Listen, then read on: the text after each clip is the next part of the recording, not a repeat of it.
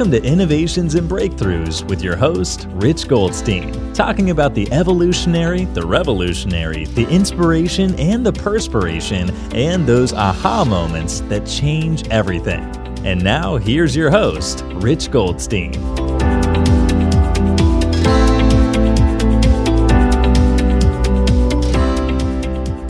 Rich Goldstein here, host of the Innovations and Breakthroughs podcast, where I feature top leaders and the path they took to create change. Past guests include Joe Polish, Roland Frazier, and Joe DeSena. This episode is brought to you by my company, Goldstein Patent Law, where we help you to protect your ideas and products. We've advised and obtained patents for thousands of companies over the past 26 years. So if you're a company that has software, a product, or a design you want protected, go to goldsteinpatentlaw.com, where there are amazing free resources for learning about the patent process. And you could email my team at welcome@goldsteinpc.com to explore if it's a match to work together. You could also check out the book I wrote for the American Bar Association that explains in plain English how patents work. It's called The ABA Consumer Guide to Obtaining a Patent. I have with me here today Brenda Ruby. Brenda is a branding and marketing expert. She helped scale Snow, a premium brand of oral care products, from $0 to $100 million in revenue. She started with Snow as the very first employee and eventually led the operations of the firm as chief operating officer. Along the way, she helped launch products into major retailers like Target and Neiman Marcus, and has created promotional partnerships with A-list celebrities. Currently, through her consulting agency, she helps offline businesses to develop a branded online experience, while she continues to advise Snow on its growth path. And it's my pleasure to welcome here today Brenda Ruby. Welcome, Brenda. Hello, thank you so much for having me and allowing experts like myself on your platform. Yeah, my pleasure. I mean, I think that it's actually really an honor to get to interview experts like yourself. Did I say experts? Experts like yourself, because that's where we get to know the things that really would help our audience. Like, our audience are people that are taking something that's in their head, just a notion, and bringing it out into the world, which, we get to interview people like you who've done that, who've taken products from literally nothing and then turned it into something. Yeah, and that's exactly it. And that brought so much fulfillment and a new recognition in my own gifts that I didn't know myself, but it was all through hard work and figuring it out and rolling the sleeves up and saying, let's do this. Yeah, absolutely. And I think that right there is just a valuable lesson, that it's through hard work and figuring it out and saying, like, just let's do this. Like, that's kind of what it takes to do it. Is like, there isn't a magic roadmap to launching a product. It takes being willing to just do it, and it takes being willing to figure it out along the way, right? Yes, yeah. And I mean, I graduated with an accounting degree and I ended up figuring out product procurement and supply chain and customer service and leadership and management. And so everything, it was all through, let me just figure it out. So I always tell entrepreneurs, it's not really the degree or the books or what you read. It's through the doing it that you're going to understand and get feedback to your next step. Yeah, absolutely. And like, I feel like that it's just very similar to what I've been telling people over the years, that it's kind of like you start out and you're headed down the road on a certain path. And then when you get to the next point, then you look around and say, well, where's the next place to get to? It's like you're not necessarily going to follow a linear path, but I guess it's a matter of just being open, right? Being open to discovering and being open to seeing what's around you, like in terms of like what the options really are. Like, sometimes we get blinded by our own notion of where we're supposed to be next, right? Yeah, yeah. And you never know. And there's a little bit of the right timing or the right product or the right partnership, right? But it's not until you actually get in the arena. There's a quote, which I won't bring up because it's pretty long, but it's until you're in the arena that you get to understand the sweat, blood, and tears that it's going to take to find that the next step, the next process. But you have to have your really strong why. Why am I doing this? The money won't get you there, because when I started Snow with my partner, it wasn't about the money, and there's no understanding of where it would have taken us in a matter of 4 years. I mean, the first 4 year we reached 7-8 figures, and we never planned for that. Yeah, no, absolutely. And it sounds like it's a matter of just getting in the game, right? Yes. Yeah. And but so you mentioned that you started out with accounting. So you went to ASU. Yes. And you found your dream job, like working at Deloitte, right? Yes. And you got there and you realized, like, hey, this isn't what I want. Yeah, and it was based off fear, based off guaranteed. I grew up with a single mother with five siblings, and so the most guaranteed job, which it's taxes and accounting, is never going to go anywhere, as far as we know. So that is exactly. I set my mind. I was really focused, very disciplined. I got in, and in 3 years, I got out, and I said, "All right, I made it." And when I was able to look at my future and say, I'm very goal oriented and I love new challenges. And I said, I want to become the youngest Latina partner in Deloitte, and I'm going to do it. But that was the ceiling, and I saw it, and it wasn't really exciting, and I loved the opportunity, but I quickly left that, and I was so scared to tell my mom, because what is this her child going to do after? And it was closer to entrepreneurship, which got me there. The taking the risk, the jumping off the ledge, and saying, I want something that really sparks that fire in my belly. Got it. And I'm curious though, like, I mean, you definitely pivoted, right? In that you were headed towards down this path of accounting and towards becoming the youngest Latina partner at Deloitte. That was your goal, and you definitely pivoted from that. But what I'm wondering is, like, how did your accounting training and then your accounting experience actually help, like, what you ended up doing, the path that you did take after that? It helped tremendously, because I love numbers, and numbers are the most storytelling. It's very factual, very analytical. And through my classes, I mean, during that time, I was still working with my then current partner, which led to Snow. And I was telling him, oh, look at the ledgers, look at the balance sheet. It was always about the numbers. And so it really helped out, and it still does. And I still think it's one of the most important things about a business. The bottom line, you can say you have this great revenue and income, but what truly matters is the margins there, the income, what's actually going to help you or break you during those growth periods. Yeah, absolutely. And so it was like just having a grounding in numbers seems like it helped you in doing all of these things that you had never done before and that you had to figure out along the way. But I guess at the very least, you had numbers as a measuring stick to know when you were on track with whatever it is that you were doing. Yes, and it also helped in the product development. So I did end up finding out what I told you about my new gifts that came so naturally was the creative side. And I'm very lucky to be able to have a little bit of both. And so when I was creating products, I got to understand both economics of scale of like, oh, we need to buy X amount of products when I was outsourcing, and to decrease the price. So I did some managerial accounting through that, and what's our profit margins, but also understanding, can we afford right now at this time a very luxurious packaging, which we're very known for. But it took time. So again, delayed gratification to say, based on the numbers, I'm going to wait a little longer until I'm able to create the beautiful Christmas packaging that I created for Snow, because right now, the most and the best affordable next step is to do this right now. Got it.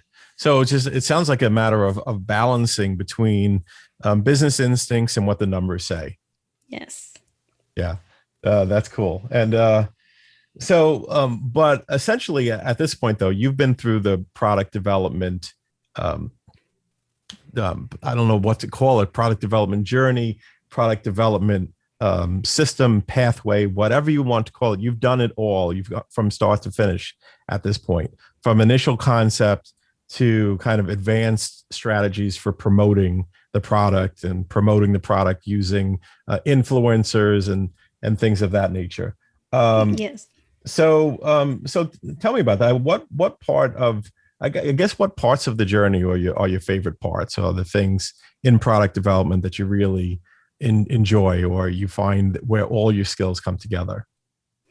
Yeah, and it was an amazing opportunity to be able to be part of both the very beginning to the very end. And my favorite part about this whole experience, and especially in e-commerce, was the customer journey. And so, how do I deliver and enhance the best customer experience for my customers in what I'm delivering? And so I was also able to manage the whole fulfillment department, the whole customer service department, because guess what? I did it from the very beginning. And so I understood my product. I understood the questions that customers had. And so my goal in the company was to deliver a very consistent experience to the customer from start to end.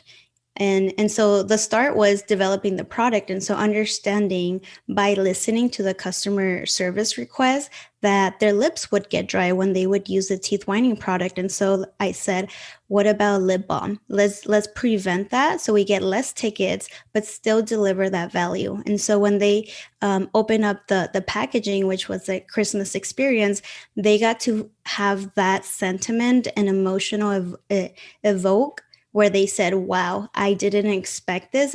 I'm getting a better experience than what I expected. And I think that's what builds the brand.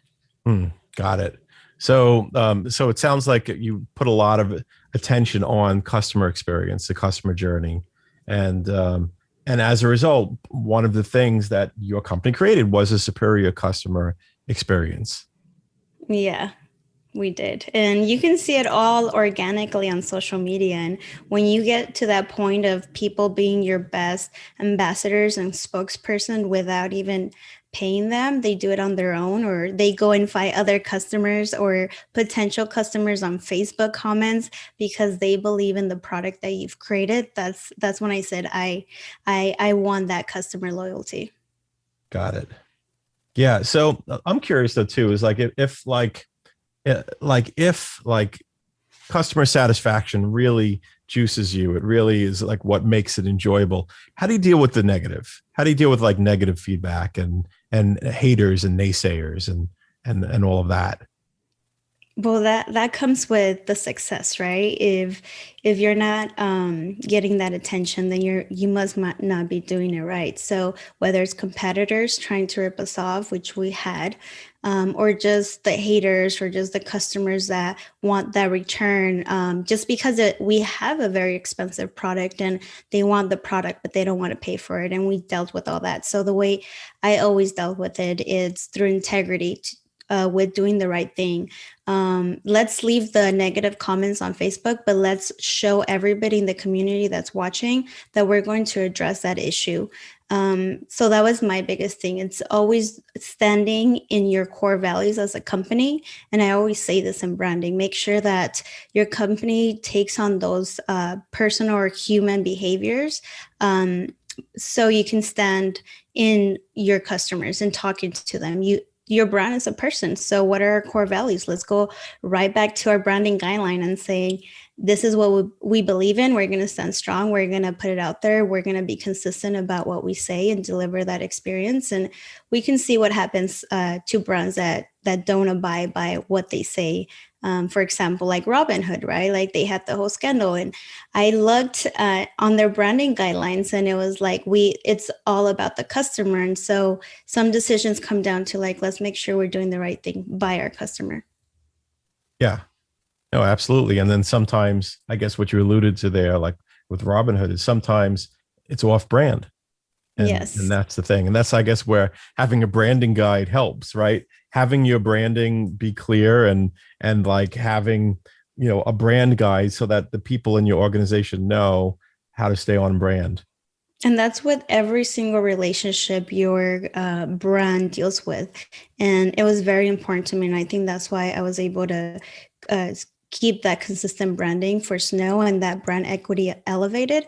What's because I talked to our influencers and I vetted them and made sure that we were in alignment of what we both believed in. Our vendors, we decided to go with Target, not Walmart, because of that brand alignment and association. It goes a long way. And so back to your point, that branding guideline, whether it's just I call it branding Bible, to make sure that everybody's in alignment in who you're quote unquote dating as a branding.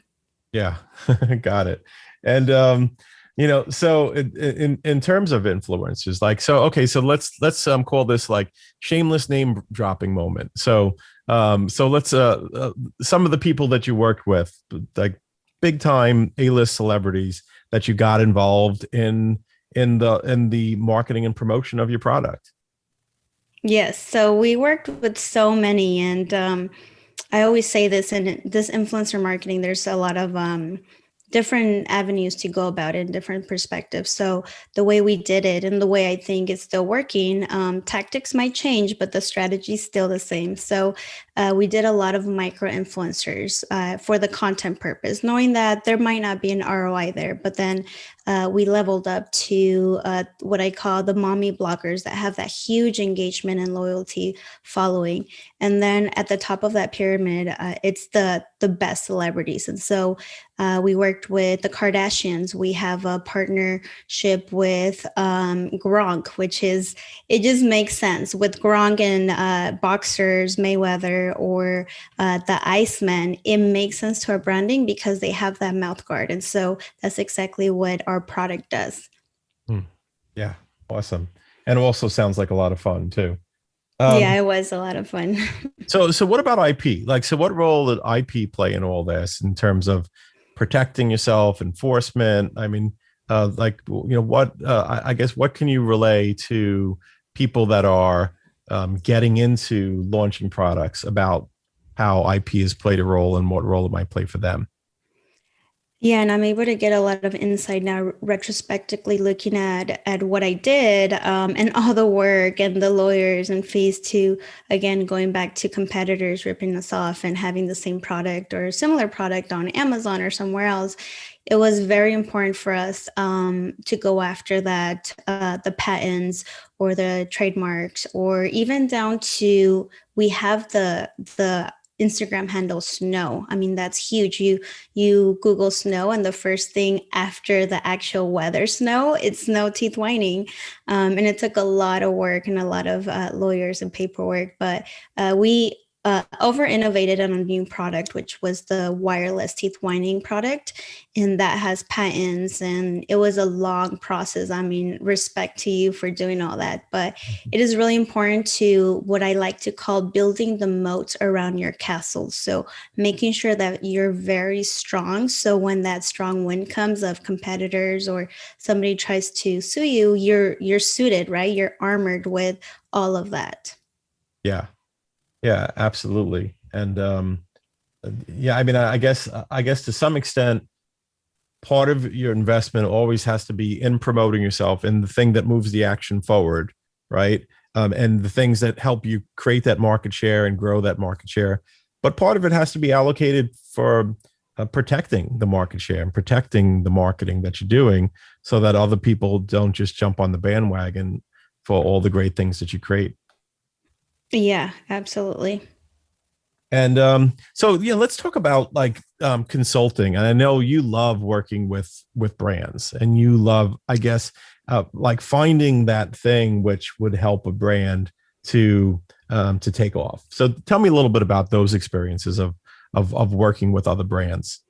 Yeah, so I found that through my transitioning of stepping down from the day to day as CEO of Snow to saying, how can I go around and help make a bigger impact and help these entrepreneurs because I understand the pain points of the growth period and scaling. And it's just so much knowledge that I acquired throughout that experience that I want to share. I don't want to hold it to me. So I found my fulfillment and my next passion through helping startups, whether it's a SaaS company, a service-based company, or e-commerce that I just know like the back of my hand. In going in there, and I love the starting period all the way to right now. I'm helping more 0 to a million, but I get to do smaller consulting projects. A lot of that is just like influencer marketing projects for the 10 million, the $50 million e-commerce brands. But I just have it closer to my heart to help those starting out because I have a list. I have a checklist for, okay, this is what you need for your fulfillment center. This is what you need for your customer service team. This is what you need for product development. And I just find that a lot more fulfilling. Yeah, and I think in that too, one of the sweet spots for you is working with offline brands and helping them to go online. So what's that journey like typically? Oh, and you can just imagine during the pandemic in 2020, I was trying to take a little sabbatical when all that happened, and my help was just needed. The demand was there, and I just couldn't sit back and say all these businesses that were retail are just going out of business and they have so much potential. And so what I love to look for in a company is the 3 Ps, which is the people. They have great people, great culture. The product has to be the best, great product. And the processes, what are their processes like? So when I saw that they had no online presence, and that was my expertise in, I just went in there and I helped them get online. And it was funny because I helped Snow take them into retail. And so now I'm working backwards from retailers in brick and mortars to online. And so it was really fulfilling to watch them still survive. A lot of them, some of them were beauty products. Others were just like, can I just get on Amazon? I have a great product. So it was really nice to see that. And it was also heartbreaking to see a lot of them not making it. And I'm just one person. And so that's why I wanted to create this more like this online how-to on helping those retailers go to online. Hmm. And it's got to be very interesting though, too, to be able to get to see both perspectives, like, working with online retailer, working with an online retailer, right? And working towards like, well, what's going to get us into retail? Like, what do they want? Like, and then now all of a sudden you're then in the shoes of the retailer saying, Yes. like, well, okay, we want to get online, and they're wondering, well, what do they want? Like what are, what's going to get us over there? So it's interesting that you really got to sit in both kind of opposite sets of shoes. Yeah, that was very interesting, and it was a humbling moment and a very exciting moment for the the retailers. The mom and pops are just like, I just have X amount of product on brick and mortar, but it was some of them didn't even have a social media account. And so going from, I helped grow that million followers account on Snow to someone that doesn't even have an online presence on social media. And so it was like, your social media presence is almost like your website. Let's start there. Let's build community. And that's why I talked about the processes and the people and the customer service, and the product is like, all we're doing is showcasing what you already do online. And guess what? You're going to reach even more people than just the physical traffic that you had.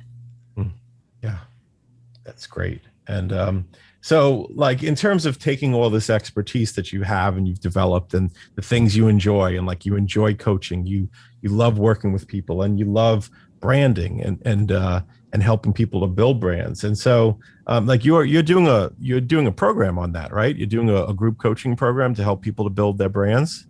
Yes, I am. I figured, again, my fulfillment coming to those wanting to start, and just e-commerce not going anywhere, online businesses is just going to scale and grow based on our current environment online and what's happening. And so I love teaching and mentoring. And so I decided to build almost like a blueprint of start to finish.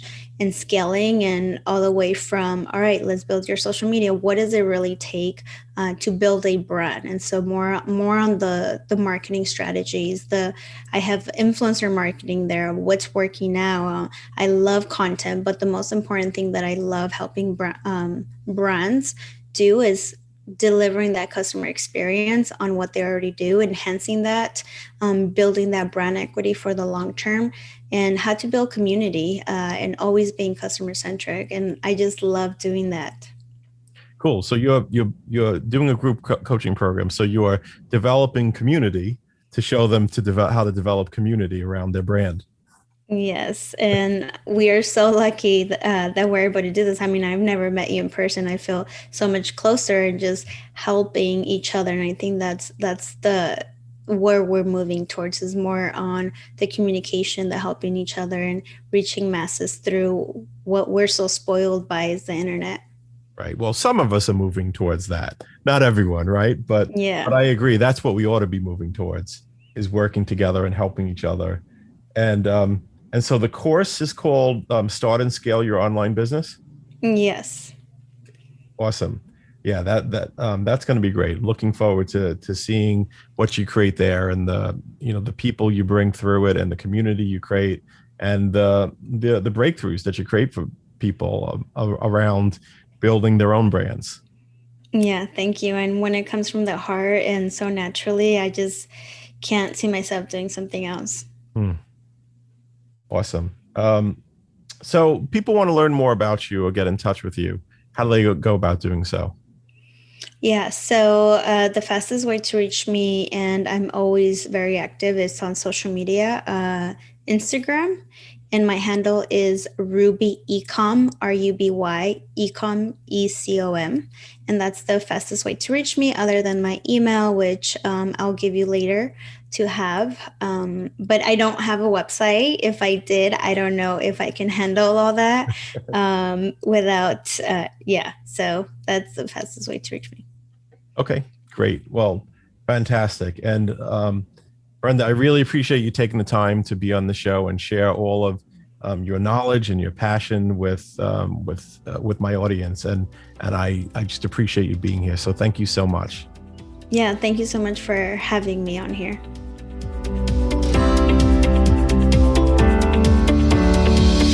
Thanks for listening to Innovations and Breakthroughs with your host, Rich Goldstein. Be sure to click subscribe, check us out on the web at innovationsandbreakthroughs.com, and we'll see you next time.